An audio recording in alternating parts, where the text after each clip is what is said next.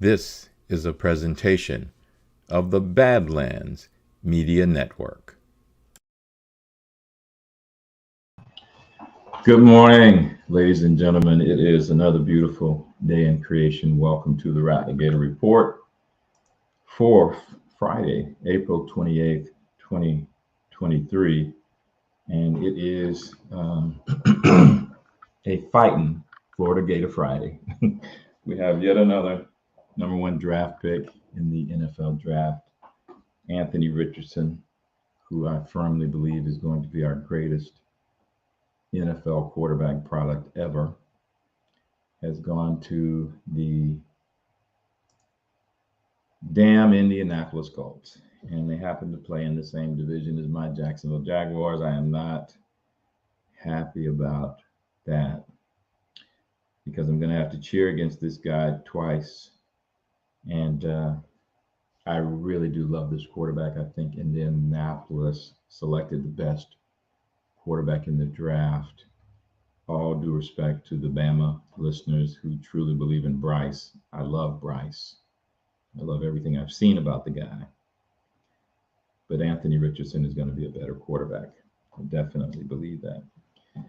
So, yeah. What did I say? This is episode 75 of the Ratligator Report. I am scrambling a little bit. I am still going to have to communicate, I think, with the StreamYard people. The Yeti is definitely my Yeti microphone. It's definitely the issue. We did the same crap once again today. And it has to be something simple. It may just be a matter of trying to flush out the cache or whatever is there for the Yeti. It doesn't make sense to me, but anyway, I do think it's going to be a simple fix. What do we do today? I'm all, as I've said, the NFL draft is a consuming product for me, soap opera like for men, and totally focused now on Anthony Richardson, the Jaguars, other Gators who are going to get drafted, et cetera, et cetera. But, I hesitate. I saw a guy on Twitter yesterday who I recognize as someone Kyle has favorably commented about. The man offers good stuff, definitely biblical. And I just, it's like, what is this guy talking about? So I want to put it in the chat, or I want to discuss it and see if y'all can tell me you're familiar with the guy or not.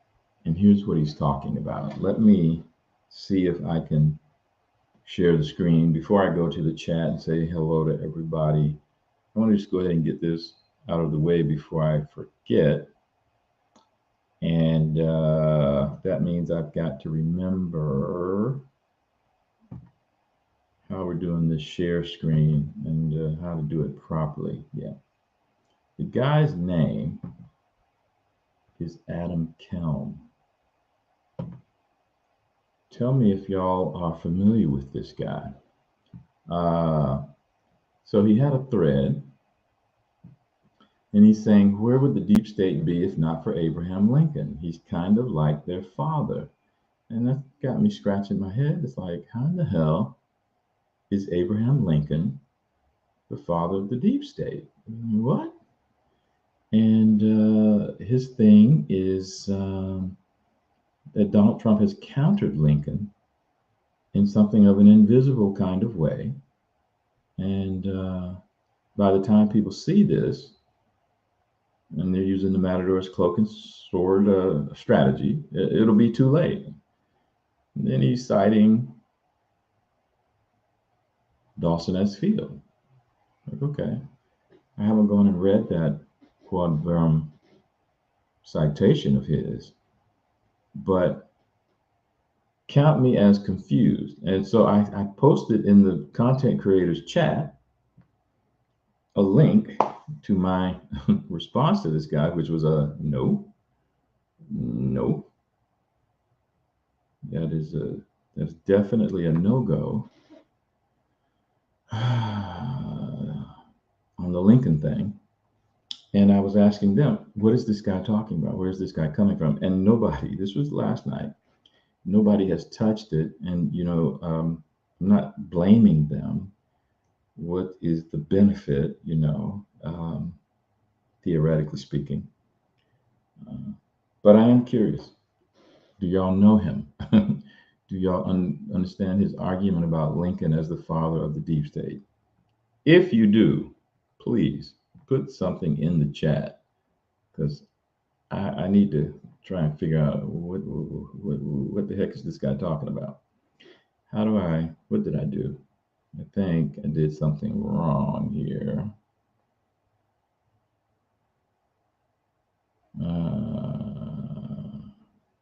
Stop the screen. Thank you. It's Friday. It's a Friday. Good morning to y'all. And let me get in here and see what's popping.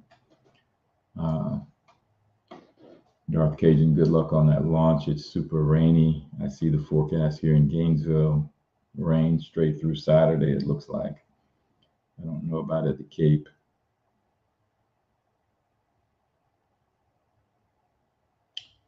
Letters to Trump book. Congratulations, Eurythmic. I need to go hunt that down. And good morning and happy Friday to one and all. Good morning, Post Ms. And Francis, I know you're sorry, not sorry. I know. We're just going to have to beat him up. I'm sorry. I love him, but we're going to have to beat his ass. Oh, man. Good gracious. Never heard that about Lincoln. Neither had I. And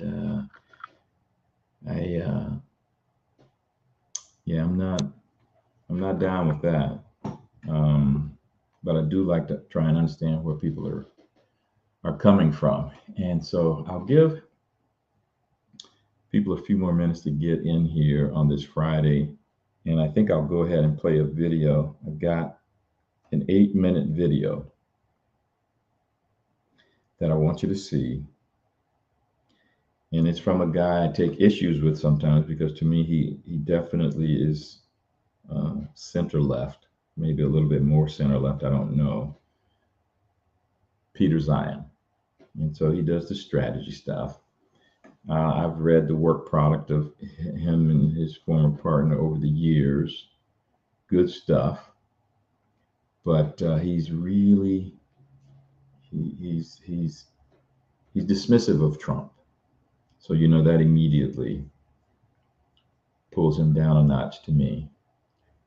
But he does have some interesting perspective that take history into account, the global stage that so many people miss, and how we kind of get caught and trapped in a worration narrative. Worration. That's Black English, ladies and gentlemen. Yeah, I want to play this, and let's just let it roll for this long period. And then I want to come and talk about it a little bit after that. Okay, presuming I can do this present screen thing properly again and remember how to get out of it.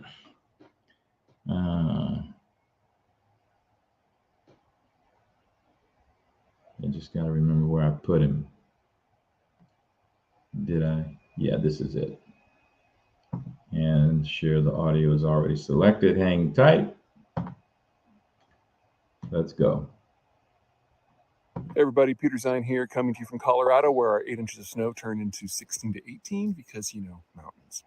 Now, today I wanted to talk to you about global currencies. Every few months to couple of years, a new conventional wisdom takes hold that the United States is in its final years, if not final months, and some big political thing is going to happen that is going to dethrone the US dollar as the global currency, and all American power will unwind with that. There is no part of that logic chain that has ever been correct. But these stories keep persisting because there is no shortage of people out there in the world who are anti-American and can't do math and have no sense of history. So here we are one more time. Step one, US power is not a result of its position as the global currency. It's the other way around. The global currency has to be able to impose, by force if necessary, some sort of tax on the trading system to allow trade to happen in the first place. And right now, the US Navy is more powerful than that of all other navies combined by about a factor of 7.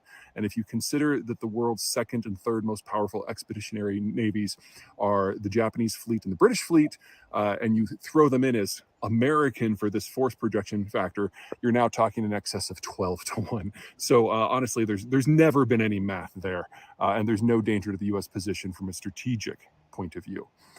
From an economic point of view, the idea is that countries will just stop using it. And the scuttlebutt of the moment is that a number of countries are negotiating, or at least talking about publicly, joining the BRICS group. Now, BRICS is a group of 4 large developing economies: Brazil, Russia, India, and China. It's a grouping that was put together by some finance guy back in the 2000s. And all he meant by it was, hey, look, these are 4 big countries with big bond markets. We might want to consider trading these as a group. That's all he's ever thought about it. But the leader of the BRICS countries do get together from time to time to shop. No meaningful policy has ever come out of it because these countries don't really trade. I mean, they all trade with China, of course, but they don't trade with one another. So there's a reason to caucus with Beijing, but the rest of it is just kind of fluff, always has been.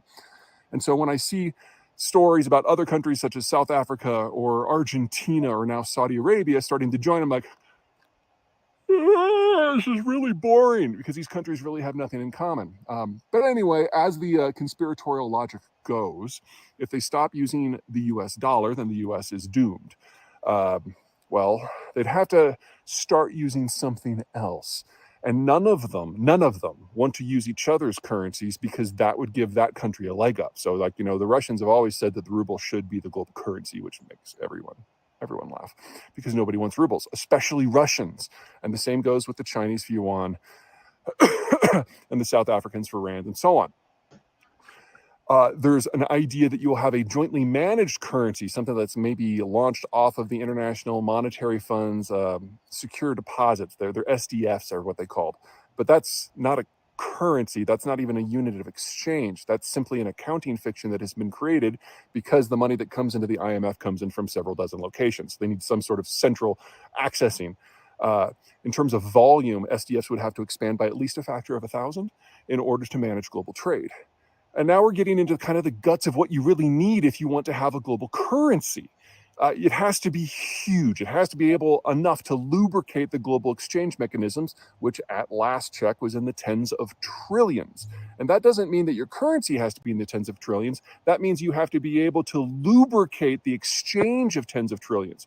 Your currency needs to be even bigger, which gets us to probably the single biggest constraint on being a global currency. You have to not care what happens to the value of your currency in any given day. Because if there's a trade surge and demand of your currency goes up, then all of a sudden supply of your currency is plummeted and you're dealing with very real economic distortions at home. So your currency has to be so huge that you don't care that global exchange in it is moving around every day. And that means you also need to be able to run a persistent trade deficit, because you have to be able to provide currency for everyone who wants to trade everywhere at any time, and you cannot sign off on each individual transaction. That makes the list down to 1 already, because the Europeans couldn't do it because they have to run a trade surplus because their demographics are so aged, they will never be net importers again. It can't be the Chinese. The Chinese are the most manipulated currency in human history. They print 2 to 5 times as much currency every month as the US Fed did at the height of our monetization programs in 2007 to 2008, and then again during COVID. It's everything that everyone says is wrong with the US dollar is actually wrong with the yuan by a factor of 10 more. And every time the Chinese start to loosen up their capital controls in an attempt to have a bigger role for their currency internationally, $500 billion to $1 trillion of private savings floods out of the countries in a matter of months, and they have to slam that window shut again. So there is no reason to expect the US dollar to go anywhere. In fact, let me put this in historical terms. The need to have a large, liquid, stable currency maintained by a country that doesn't care what happens to it every day is so huge, it's so central to trade, that even at the height of the British-Spanish confrontations in the late colonial period, the Brits were using almost exclusively Spanish currency to lubricate their slaves, rum, finished goods trade triangle between the Caribbean colonies, the American colonies, and the British mainland. Another good example. At the height of the Vietnam War, the Vietnamese were using the US dollar in their international exchange because there was no option. You want a more recent example? Look at what's going on with Russia. The Russians are under financial constraints right now, sanctions put on them by the Americans, the Europeans, and others. And so they tried to pull a lot of their petroleum earnings, which comes in euros and dollars, and they tried to push it into Chinese yuan as kind of a stick it to the West. Well, a few months later, they tried to then pull it out, and the Chinese were like, well, no, we really don't want these yuan back. And so the Russians just lost tens of billions of dollars. There is simply no example at any point through human history of the unit of exchange for global trade being that of anything other than the global hegemon and the largest economy writ large. It's just not possible. I don't mean that to sound pro-American, because the Americans have been on the other side of this. During the War of 1812, when the Brits were very close to destroying the United States as a country, our unit of exchange internally was the British pound. And if anything, as the world continues to deglobalize, you should expect the American position to entrench. Because as global trade breaks down and goes into regional trade, you're going to have a series of regional hegemons who have tried to impose a bit of a tax on their own neighborhood. And they will try to force everyone in their neighborhood to use that currency. But all of those countries will have a vested interest in not doing that. And as long as the US dollar is available, you've got a more liquid, less politically problematic currency that doesn't swing wildly, that is not actively manipulated to achieve trade advantages, and that is going to be used instead. So, I mean, for example, think about the Eastern Mediterranean. We're nearing a world where Turkey is going to be the central hub for all things in the Caucasus and the Middle East and the Eastern Med and the Balkans. They're going to try to get everyone to use the lira, but not everyone is going to want to use it, because the Turks will use that authority in order to bind all these other economies more closely to them. Anyway, like I said at the very beginning, there's no shortage of people who don't like Americans, who have no sense of math or history, who are always going to trot this up every few months. And it means as little today as it did then. All right, that's it for me. Until next time. Okay, now, yes, some of y'all are very familiar with him. And, oh, Lord, I gotta stop that. What did I do? Hush up. Let me see. I hate the way YouTube does this immediate replay crap. Damn it. Especially after you've told it not to do that. They just change the setting on their own. I'm sure for advertising reasons and numbers. But yeah, Zion, he's got a particularly American trait that is grating. And it is 100%. He just lets his hubris flow, and in any direction he deems appropriate. But he is right here. He is correct here, in my estimation. And we can get, I mean, historically, we did the same thing back in the 80s. I think people were talking about Japan Incorporated.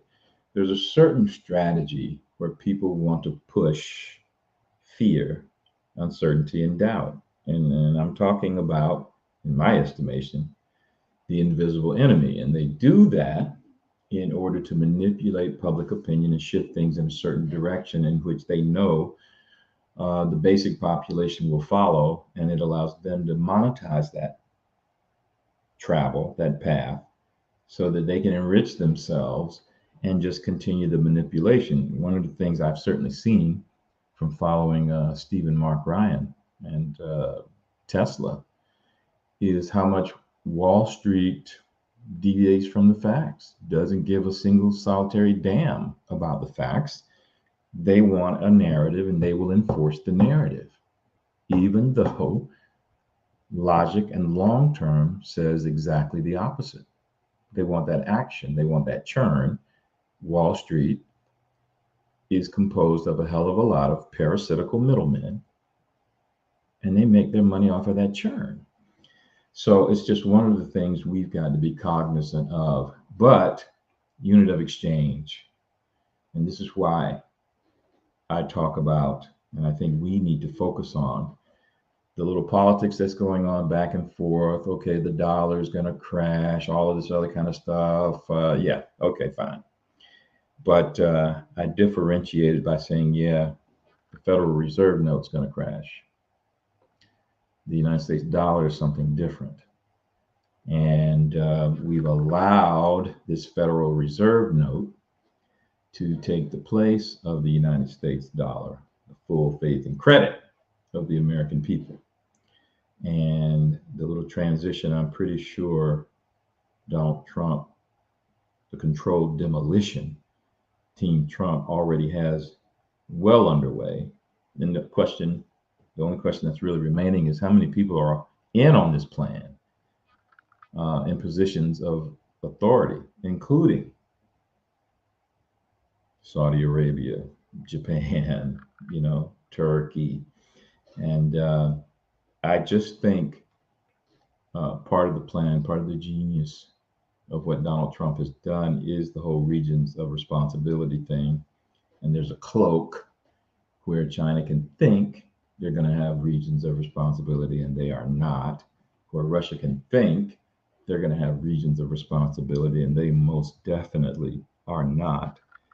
So, yeah, that's my personal opinion. We are triangulating on the global scene, and then our partners, especially Japan, especially Australia, especially Saudi Arabia, especially Turkey, and we're saying to India, don't you want to get in on this? I know you're rolling with that non-aligned movement, and you want to do this and that with Russia, and you want to do this and that with China, but you might want to think about getting in on this. We're triangulating with India too, in my estimation. And there's just no way in hell India eventually is not going to roll with us. I just think that's a fait accompli. But we'll see. We'll see. Anyway, I wanted to get that out there and see what y'all think about it. And we can talk about it in terms of context and everything going forward. It'll serve as something of a discussion point. But yeah, I see the chat is really rolling. So before I get too far in, let me go ahead and get some ads as instructed. Let's see. First up today is our friend Mike Lindell. And y'all know how much we love Mike Lindell for obvious reasons. He has been a stalwart supporter of our president. And so, as you know, he has a passion to help everyone get the best sleep of their life. Mike didn't stop by simply creating the best pillow. Mike created the Giza Dream bed sheets. They look and feel great, which means they are an even better night's sleep for me as an individual, and will be the same for you. And that's crucial if you have a busy schedule. Mike found the world's best cotton, and it's called Giza. It's ultra soft and breathable, but extremely durable. Mike's Giza sheets come with a 60-day money-back guarantee and a 10-year warranty. Giza Dream sheets come in a variety of sizes and colors. Mike's latest incredible deal is the sale of the year. Check this out. For a limited time, you will receive 50% off the Giza Dream sheets. You will also receive a set for as low as $29.98 using the promo code BADLANDS. Go to mypillow.com and enter your promo code BADLANDS to see your preferred pricing. You'll find not only this amazing offer, but also deep discounts on all MyPillow products, including the MyPillow 2.0 mattress topper, the MyPillow towel sets, and so much more. Go to mypillow.com. Make sure you use the promo code BADLANDS and check out the Badlands Marketplace on badlandsmedia.tv as well.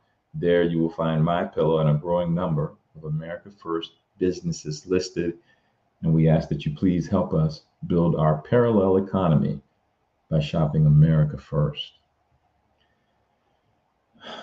Okay, second up, take off that ad and let's come down to Brad with this Benson honey ad. Benson Honey Farms delivers raw honey straight from the hive to your table. It is their mission to provide you the best raw honey at the lowest prices possible. By not pasteurizing, overheating, or filtering their honey, Benson Honey Farms ensures that all of its natural pollen and enzymes stay in the honey for maximum health benefits. So cut out the middleman and go straight to the source. Visit BensonHoneyFarms.com and use the rep code BADLANDS to place your order today. That's BensonHoneyFarms.com, rep code BADLANDS. Now I've got to get back on the good foot with Benson Honey and my little do-it-yourself stuff on diabetes. Mitchie Me, if you're in the chat, my pineapple went bad. I didn't cut it up. I didn't put it in water. Same with my damn lemons. It's just too much was going on, and I'm not good at that stuff anyway. So I got to buy a whole new set. And, you know, I put on at least 5 pounds out in Arizona. And ever since I've been back here, I've been overdosing on sugar. My sister-in-law has a certain approach. She loves to cook, and she loves for people to enjoy what she's cooking. And so I was staying with them for a day or two, and here she is. She's making these damn cookies. And it's like, look, if you make some homemade cookies and you put them in front of black man gonna eat. Okay? So I got to get back on the good foot. And that's going to happen. But yeah, let me see what's going on in the chat. Good morning, Dewdrop from North Georgia. Yeah, we the people. Darth Cajun, you're right. You were, of course, right about the hubris of Zion, too. But yeah, we have to take multiple steps to get back as first sovereigns and control our own destiny. There's just no other way.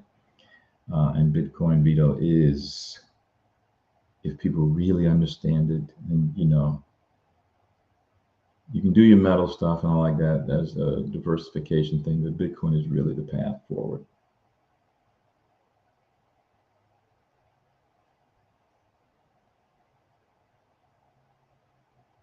Yeah, I don't know about it has to go eurythmic. This is my thing about, and I think this is what Zion was trying to say. This is part of the envy that people have about the position of the United States. We are, you know, again, I just say, hey, there can only be one, and we are that one. We have this currency. And the bastardization is what the central bank does because the system is set up in such a way that it is debt-based, fractional banking does enslave us.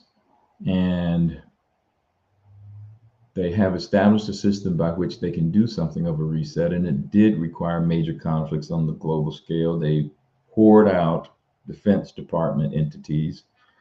Because they make money in these transitional upheaval periods when there is war. But again, word warfare matters. And we loosely talk about the United States dollar, and I think we should specifically be talking about the Federal Reserve. No, it's not a difference. It's not a distinction without a difference. Quite the opposite to me. So I think it's what's going to allow for us to have a relatively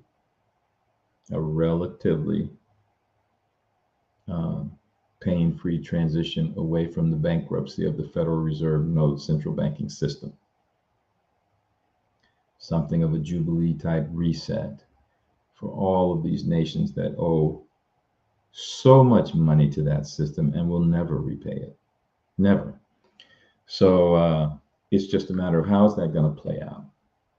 That's why I wanted to play that Zion clip. I think people need to have a lot more confidence in Donald Trump and the confidence he conveys. the confidence he conveys when you see him does not fit with the crashing of the United States dollar. If you just think it through, does it? To me, it doesn't. Federal Reserve, no, yeah, okay, because there are all these parasitical middlemen who are going to be hurt by that particular system going down. I don't know that we, the people, are going to be hurt so much in an unrecoverable kind of way. I don't think that's happening.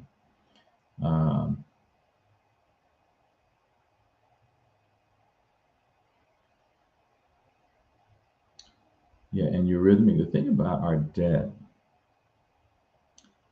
it doesn't matter, does it? We're in a position where it doesn't matter. That's why the central bank has been doing all of that stuff. And these people are trying to extricate themselves based on a system that is collapsing. So, does that matter? We have the biggest economy on earth. China has faked the funk, and people think they're the second largest. I don't think they're the second largest. There's so much fakery in the Chinese system, you can't believe a damn thing. And his point, Zion's point about their currency, their own people try to get their capital out. If they ever free up their money system, Chinese people with some wealth get their money out. It tells you everything you need to know. Same damn thing with Russia and the ruble. It's just absurd. Got a friend keeps telling me how rich Russia is. Russia is not rich. What do you define rich as? Russia. There's some black English coming out of me, and I had a cousin who would talk about going straight to the bathroom. Some of that's coming out of me today. Russia. But yeah, they're not rich. They have some resources. That's a different thing. And they have no leverage. They have no leverage. All of their presumed leverage is illusory, seems to me. And Zion posted another video that was on point. I'm not going to play it, but he was talking about China, I think, and their play in the Middle East and how dependent they are. And the United States is just not dependent on Middle Eastern oil. China, however, is. The Iran-Saudi Arabia conflict is a big deal for them. It's not a big deal for us. So anyway, let me, and I'm sure I'm sure people who are deeply into the stability of metals as a stable floor on wealth generation, have a certain approach. Going to be very interesting to see how that goes and how it plays out. Oh, Postmiz, I'm so happy you consulted with G Money. 45% silver, 45% Bitcoin, 10% fiat. All right. Makes a certain amount of sense to me.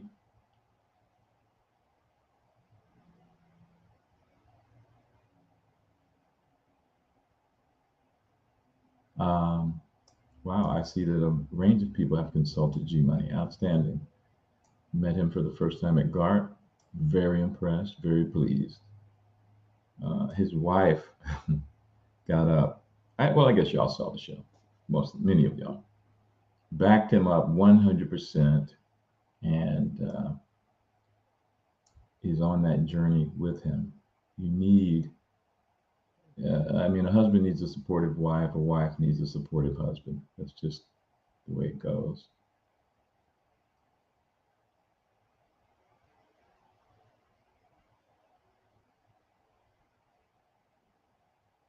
Hello, Miss Mumsy.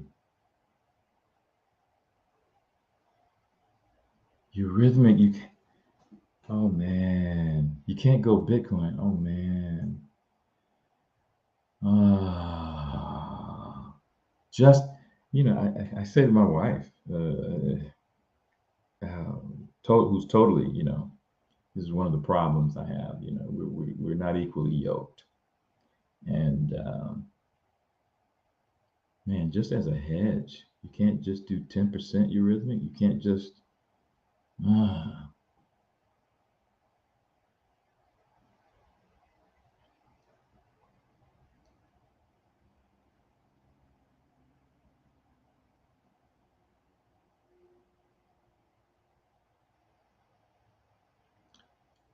Okay, yeah, and I'm rambling. It's Friday. I'm thinking football.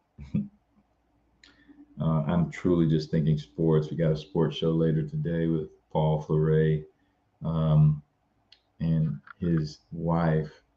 I think is going to be on the show today at noon.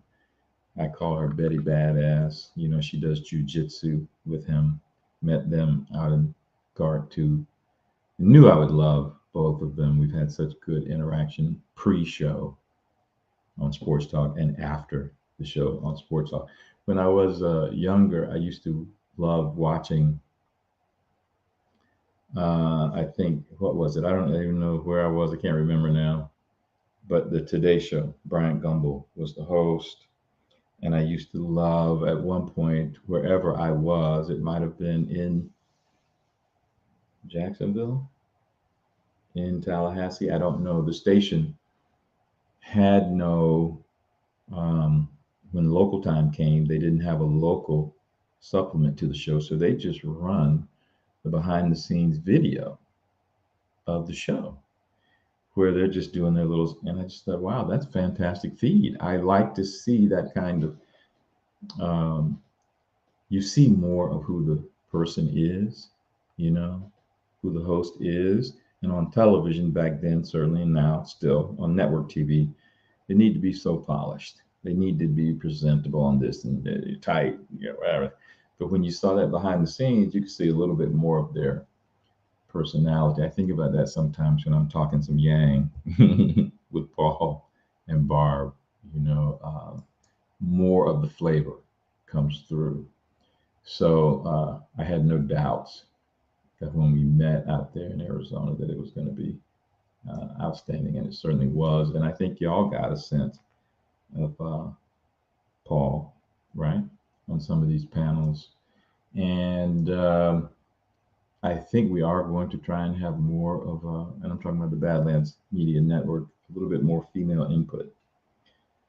It is a heavily male environment, but man, the wives are really kick ass, which isn't surprising, shouldn't be surprising, but they're kind of behind the scenes. And so I think we need some more female input that's not wife related, you know, just individual opinionated females. And not the woke variety. Yeah, Paul, Conservative Daily. I mean, the man has labored long and hard, and he needs to reap the benefits of his labor. Yeah.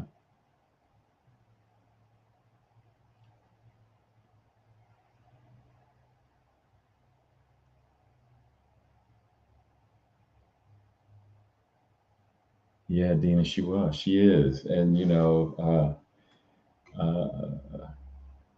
like I said, all women are fascinating to me, but especially Betty Badasses, you know, and she's one of them. Yeah, I'm just, I wish I had been able to, I'm rambling, and y'all are just gonna let me ramble, please. I know it probably sounds much worse on the podcast, but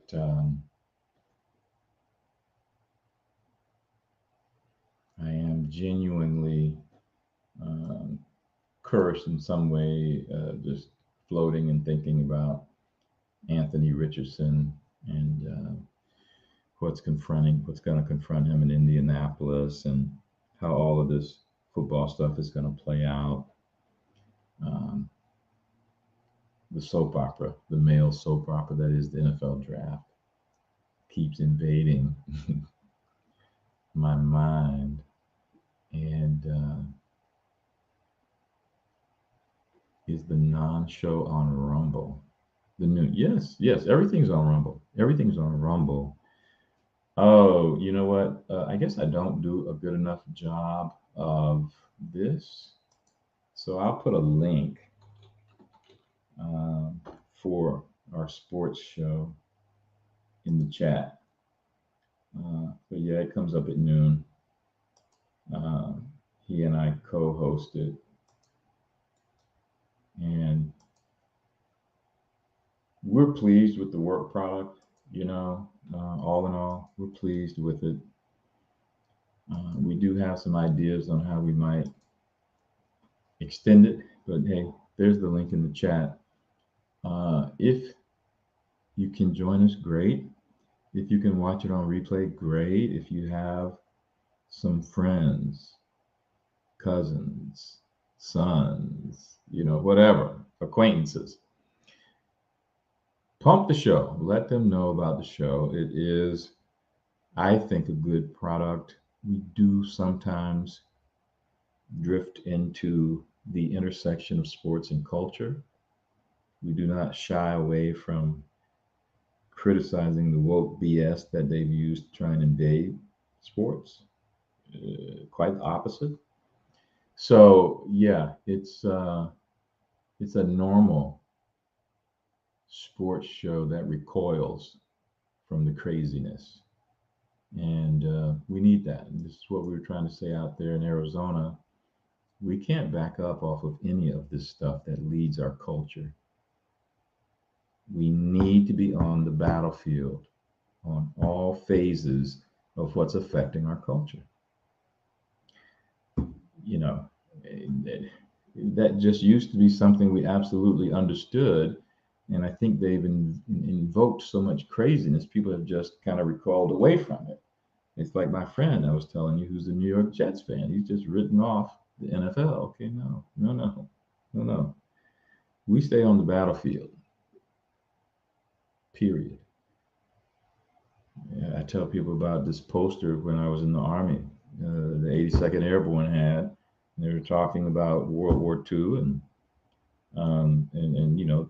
if you know anything about the Army and some of these units that have tremendous pride, tremendous historical pride, they really pump it. And this one poster had this soldier. He was surrounded by snow, and it was, I think, the Battle of Bulge, Bastogne.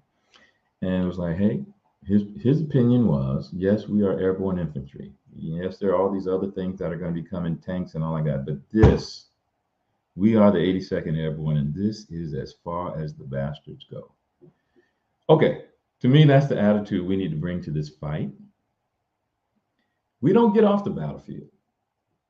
We do not get off the battlefield, wherever it is. If they walk their punk ass in and try and insert bullshit, we stay on the battlefield and engage the battle.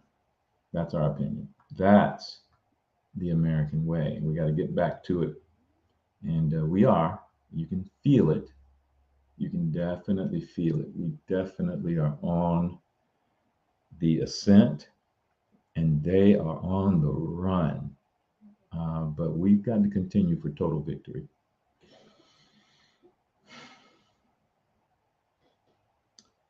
Yeah, hit the thumbs up, ladies and gentlemen. Any little thing you can do that signifies the algorithm here on Rumble or wherever, we appreciate.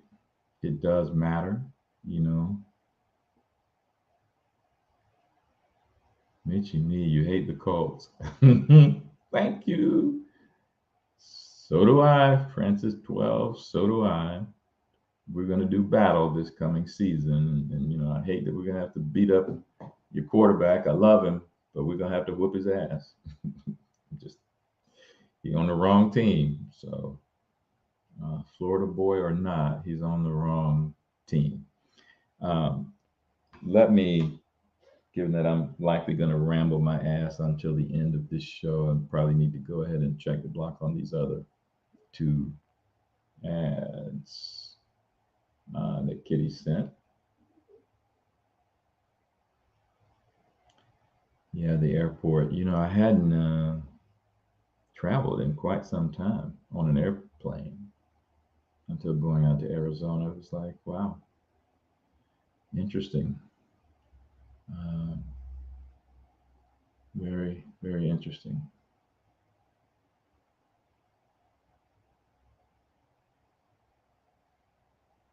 Oh, good, Francis. Yeah, stay on your sons. Stay on your sons. I think it's especially hard. Men are so frustrated. I think it's especially hard, but just stay on them, and they will come around. They will come around. I do believe they will come around. More and more men are coming around and open to real talk. It's just that they're so frustrated they want to zoom to the end. And we've got to do the drip, drip, drip. We've got to do the incremental progress. That's how you get to total victory. And you bring the population along with you.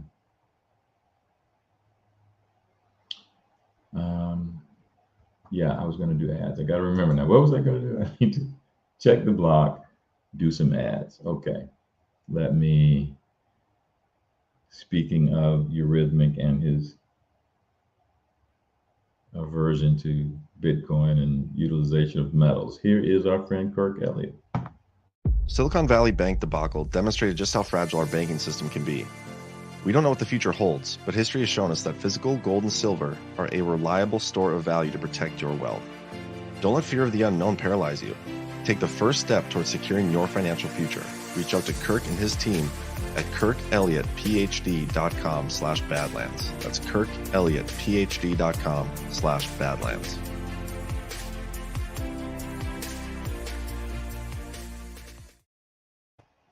Okay, and as you can see from the chat,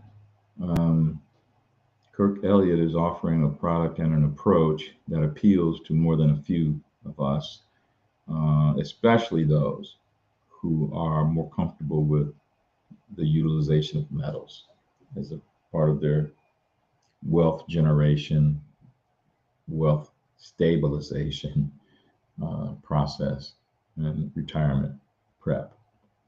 So please consult Kirk Elliott for a very good consultation on how you might take advantage of adding that type of thing to your portfolio or modifying whatever it currently is. Next up, we've got our friends at Furman Power. Ladies and gentlemen, Badlands Media wants to seriously thank our friends at Furman Power Equipment for being the sponsor of our first event, the Great American Restoration Tour. I seriously regret not being able to have a quick sit down with them to express my personal appreciation for all that they've done for our site and our content creators. Are you really ready for any power outage that affects your family or business? Furman generators are ready for you. They are portable, versatile, durable, dependable, and user-friendly. Furman Power Equipment will be there to help you conquer anything life throws your way. Badlands Media is powered by Furman, and you should be too. For all your generator needs, go to FurmanPowerEquipment.com and use the discount code BADLANDS at checkout for 17% off. That's FurmanPowerEquipment.com and discount code BADLANDS for 17% off your order at checkout.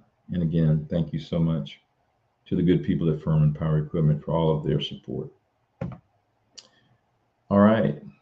I wanted to, let's see.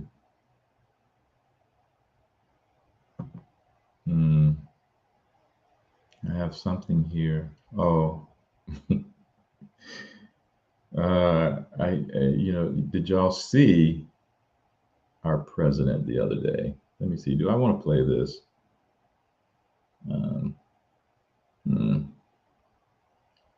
Yeah, I don't think I can.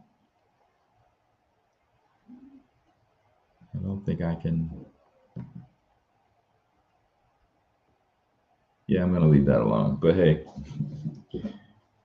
he was ragging on, of course, Biden. He does that really well. John Harold tweeted out something that I thought was funny. But let's see. I have, I may have told you I do all of these little prompts, and I say, hey, use this on Ratligator Report, and I wound up never using them. And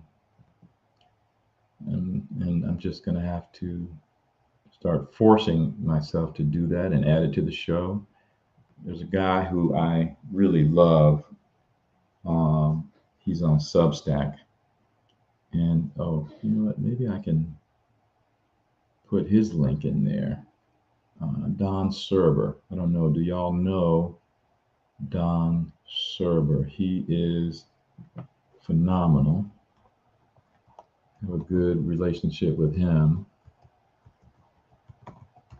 And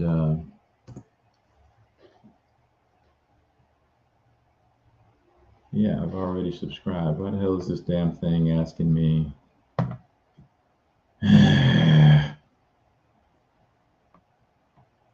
You know, this is why you don't do this during the show.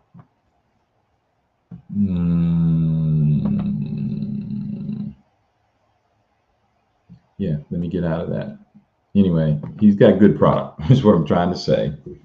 He's consistently had good product for years, and he has a Substack, Don Server. You can hunt him down, maybe read a column or two to see if he agrees with you. But I actually communicated with him the other day saying, hey, man, if I suggest to the Badlands people to try and bring you into the network, he's saying, look, I'm doing really well over here on Substack, and he's got all kinds of stuff going on in his world. So he's happy where he is, and that's good. Like I said, he's a former editor of, I think, the newspaper in the capital city of West Virginia, Charleston. But he's a Cleveland guy, Cleveland Browns fan. We would talk sports and all that good stuff. But I love his orientation. It's a truly American orientation that just makes sense. You know, when you read his writing, you can read some people sometimes, and it's like, man, this guy just makes sense. And he needs to be better known. He just needs to be circulated more. He had something the other day, and he was talking about the Pilgrims. I think he has a direct connection somehow to people who came over on the Mayflower, something like that. But he was making, you know, just a good basic point, something that white people have been, just as black people have been trained to be, government acolytes and never question, you know, the left wing and just, hey, this is your team, accept every dictate from your team. But, you know, white people have been clubbed over the head to not be proud of their history, which is absurd. And, you know, Don was making a point the other day in the column. Hey, man, these pilgrims didn't bring warfare to this continent. There was already warfare here. They didn't bring slavery. There was already slavery here. There were all a wide range of things known to humans already present in the Americas. What they brought was Christianity. Yeah, we can be proud of that. There's nothing to be ashamed of through the zig and zag of history when you think about that in the totality of the circumstances. And so it was an outstanding column. You just, you know, there's like a sentence or two you can pull out sometimes. And I think I commented that Don has a way of bringing the necessary fire in just a sentence or two. And the whole column's good, but you can pull out a sentence or two and it distills down to the essence of goodness. Let me see how we're doing as we get ready to say goodbye on this beautiful Friday in creation.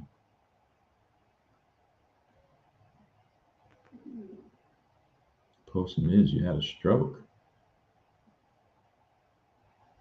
Good gracious.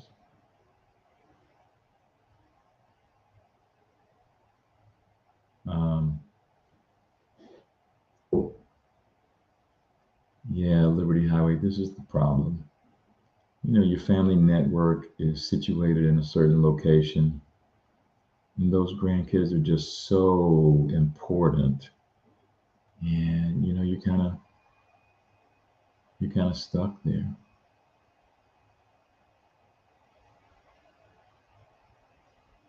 I was telling my older brother, he was retiring from the army. Um, his wife was local. They had been high school sweethearts. She had a big family in Florida, and I think she kind of sort of wanted to, although my older brother's wife is, um, I don't know, one parent is Irish and one parent is Italian. I can never remember who. Oh, okay, so Cochran, yeah. So I think her father is Irish and the mother's Italian from Boston. These are Boston people, but they had a lot of family in Florida. And I think she wanted to get away. And it was like, oh no, no, no, no, no. My other brother was in the army all over the world. This man was retiring, and I very much wanted them to come back to Florida. You know, I've been dealing with all kinds of family issues. You know, there's 3 boys, and you know, all of that stuff had been on me. Um, and you know, I wanted another family member, male family member in the state, and worked very hard. All 3 of us are now in the state, and I'm very pleased about that. But it matters. It just matters. You know, family circles matter, and the ability to get home, the ability to interact, the ability to just handle family business. Anyway, uh, they were making a decision, and I just had to point blank say to him, you know, look, y'all need to move back to Florida. And she probably wasn't happy with me, but I was very firm in that assessment. I think it has worked out well from my vantage point. I don't know about hers or his, but from my vantage point, it's worked out really well. We know the kids now, we know the grandkids, all of these things. You know, you can get distant, and so you have family, and it's like you don't really have any relationship with them. They don't really know you. So, anywho, y'all know what I'm saying. Y'all know. Yeah, Vito, thank you. I've been told you follow me on Florida Boy Media. Yeah, that's my alternate. My real is Rattler and they have not unsuspended me. Now, there's a lot of chatter on Twitter saying, look, you just have to keep appealing, you know, your suspension. And then, you know, magically, they're going to let you back on one day. Now, that kind of shit pisses me the hell off. I don't like that. I don't like that. Don't keep making me do this crap. So yeah, but I imagine I will appeal again this weekend to try and get my Rattler account back. And I think I've said to you probably, I really want it back because it has a far wider range of people who had followed. And it was a significant number, more than 50,000. And, but there were a lot of sports, you know, there was just a lot of, you know, Gators and non-Gators. There was just a wide range of people from all over the you know, the world, actually. So I don't want to give that up. And I'm intensely interested in, it's like, how many are bots? You know, were half of these people bots? I don't know.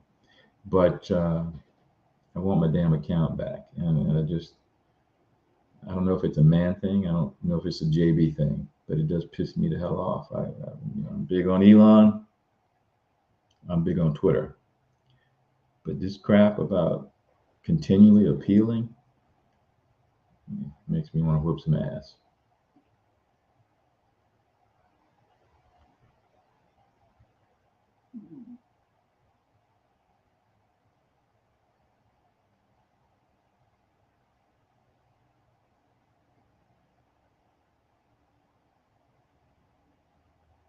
boy, a lot of growing, a lot of gardening, a lot of back and forth in the chat. You know, again, it is something that I do appreciate. You know, the community, the back and forth, the conversation that people feel free to have. That's important. That's very important.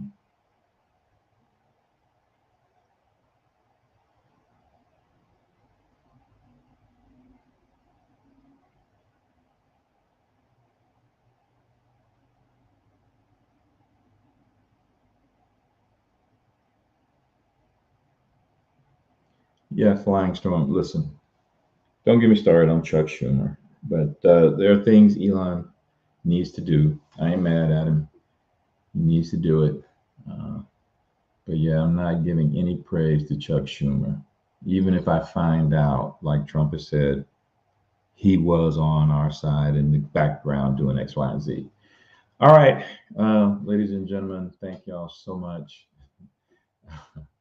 I appreciate y'all hanging in there with me today. I hope to see you bright and early Monday morning for another Rattler Gator Report. Later, Gators.